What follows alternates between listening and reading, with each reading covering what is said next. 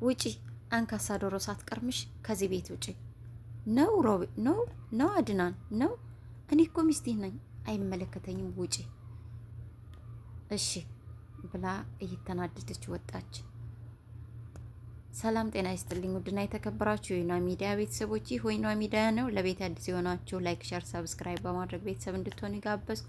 አዳራ ሉሃና ድራማ ክፍል 14ን ይዤላችሁ መጥቻለሁ። በክፍል 13 ላይ እንግዲህ ሮቤል ደብዳቤ ጽፎ በአድናን ስም አድርጎ ሳራ እንደጻፈችው አስመስሎ ለአድናን ይድረስ በሚል የሳራ ደብዳቤ አስመስሎ እንደሰጠና ያን ደብዳቤ ደግሞ አድናን የወንድሙ ጽሁፍ እንደተጠራጠረ አሳውቂያችሁ ነበር።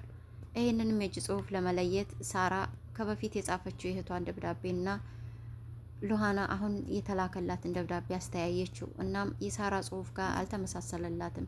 ሳሎን ላይ ይዛ መታ ለአድናን ሰጠችው። አድናን ኤው የሳራ መጀመሪያ የጻፈችው እና ያሁኑ አንድ አይደለም። ስለዚህ ልክ ነህ፣ የእጅ ጽሁፉ የሌላ ሰው ነው አለችው። ስለዚህ የሮቤል ነው ማለት ነው።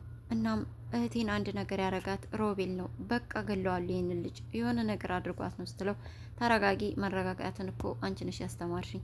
በብልጠት ነው ሁሉን ነገር ማሸነፍ የምንችለው።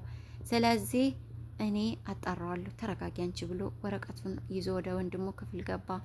ገብተውም የእጅ ጽሁፍ የት አለ አምጣ አለውና ፖርሳውን ፈትሾ ደብተር አገኘ።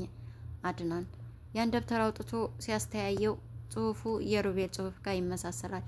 ይህን ጽሁፍ ለምንድን ነው የጻፍከው? ለምንስ ፈለግከው? ለምንድን ነው ይሄን ማድረግ የፈለግከው አለው። ወንድሜ እየተቆጣኸኝ እኮ ነው። እኔ ምን አውቃለሁ? ስለምታወራው ነገር ምንም አላውቅም ብሎ ሽምጥጥ አረገው። እሱ ግን እኔ እኮ የማከብርህ የምወድህ ወንድምህ እንጂ የምታጃጅለኝ ጅልህ አይደለሁም። ትንሽ እንኳ ማሰብ ከቻልክ ይሄን ነገር ለምን እንዳረከው ንገረኝ አለው። በጭራሽ እኔ አላረኩም ወንድሜ፣ እባክህን ተናደሃል፣ ምን ሆነሃል? ስሜት ጥሩ አይደለም በሚል እንግዲህ በተልካሻ ምክንያት ወንድሙን ሊያታልል ሞክሮ ነበር። አድናን ግን ያየውን ከምንም ጋር ሊያነጻጽረው ስለማይችል በጣም ተናዶበት ጥሎት ወጣ።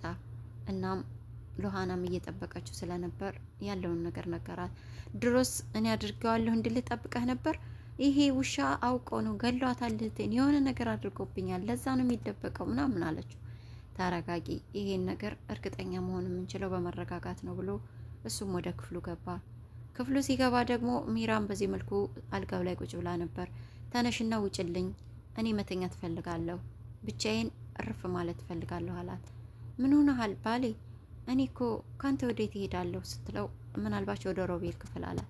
ምን ማለት ነው? ምን ለማለት ፈልገህ ነው? ለምንድን ነው እዛ የምሄደው ስትለው፣ ለማረፍ፣ ሌላ ነገር ካለ አንቺ ንገሪኝ፣ ግን ከዚህ ውጭልኝ፣ እኔ ብቻዬን መሆን እፈልጋለሁ አላት። እሷም ምን ሆነሃል ደግሞ? በቀን እስከ መቼ ወዲህ ነው መተኛት የፈለግከው? እናም ደግሞ ለምን እንደምታስወጣኝ? እኔ እኮ የልጅህ እናት ነፍሰ ጡር ሚስትህ ነኝ አለኝ። ኦፍ ይሄንን ልጅ እኮ ሁል ጊዜ የሆነ ነገር ማምለጫ አደረግሽው። በቃ ውጪ፣ ስፈልጊ ገደል ግቢ፣ አይመለከተኝ፣ ውጪ ከዚህ አላት። ነው ሮቤል፣ እንደዚህ ከሆነ ከቤትህ አይደለም ከክፍልህ አይደለም ከቤት ነው መውጣልህ አለችው። መንገዱን ጨርቅ ያርግልሽ፣ አንካሳ ዶሮ እንዳትቀርምሽ፣ እፈለግሽበት ሂጂ አላት።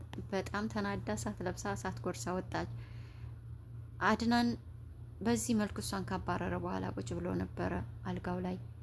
ሮቤል ደግሞ ሉሃናን ተከትሎ ኪችን ገብቶ ኪችን ውስጥ ደግሞ ሉሃና በጣም ተናዳ ስሜታዊ ሆና ቢላዋ አንስታ እያስጨነቀችው ነበር።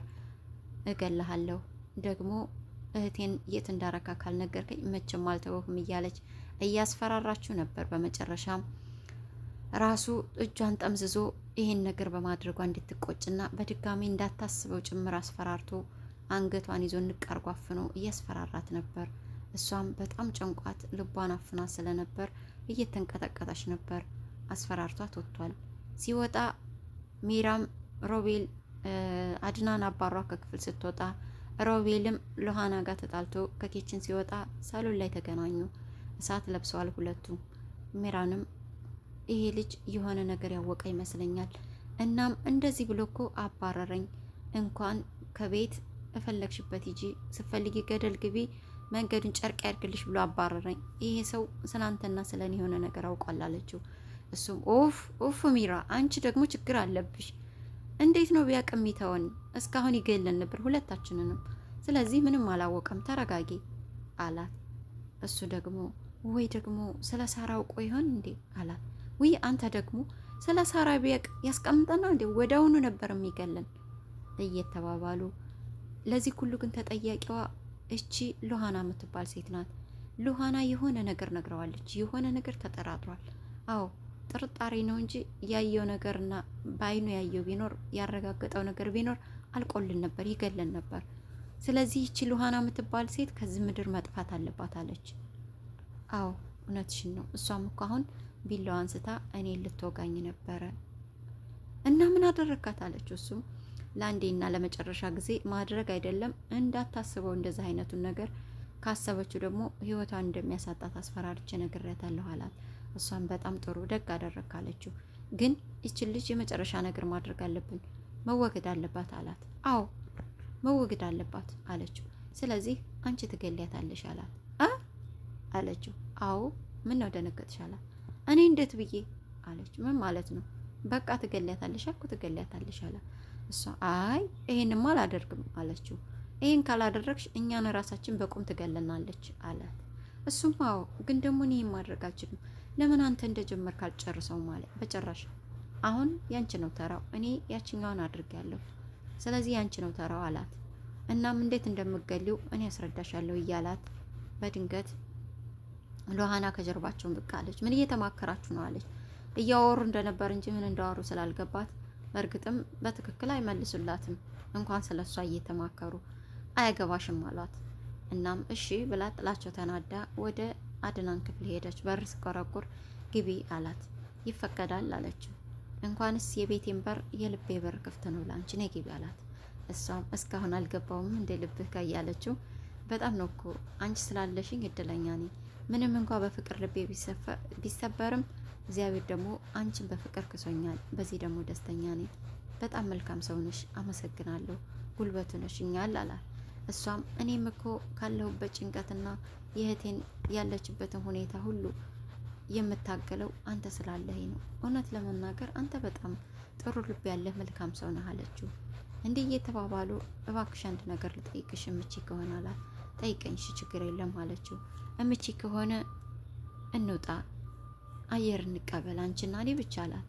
እሷም ካለህበት የጭንቀት ስሜት የሚያወጣ ከሆነ ደስ ይለኛል አለችው። እሺ ብሎ ተያይዘው ወደ ውጭ ሊወጡ ሲሉ ሜራ ሳሎን ላይ አነቀቻቸው። ወዴት ነው የምትሄደው?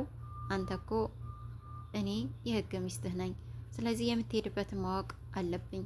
ለምንድን ነው የምትሄደው? ሳትነግረኝ አትሄድም አለችው። ነው አላት። አዎ አለችው። እንግዳውስ ይለይልሽ። አላቅም፣ የት እንደሚሄድ አላውቅም። ስለዚህ አልነግርሽም ብሎ ጥሏት ሊወጣ ሲል ሩጣ ሂዳ በሩን ያዘችበት። ዞር በይ ከዚህ የከፋ ነገር ሳይገጥምሽ ልቀቂ በሩን፣ ዞር በይ ከዚህ አላት። በጭራሽ አለችው። እንግዳስ ብሎ ግፍትር አድርጓት በሩን ከፍቶ ወጣ።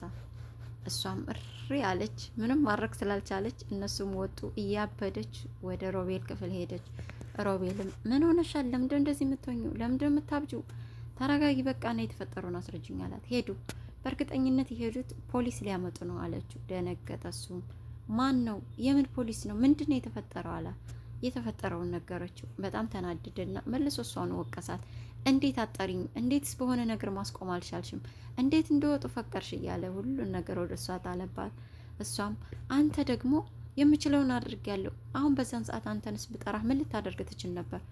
ባካ ይሄንን ማድረግ ስላልቻልኩ ነው። አስቸገሬ፣ በቃ ከአቅሜ በላይ ሆኑ። ሄዱ፣ በቃ ፖሊስ ይዘው ሊመጡ ነው እያለች እየጮኸች እንግዲህ ቤቱን ቁጥ አረገችው። እሱም ተደነጋገጡና የተወሰነ ከተረጋጋ በኋላ በቃ ተረጋጊ፣ ማንም ፖሊስ ቢመጣ ምንም መረጃ ስለማያገኝ ምንም አያደርጉንም አላት። እሷም እንዴት ነው አንተ ነገሮችን የምታውቃለሁ?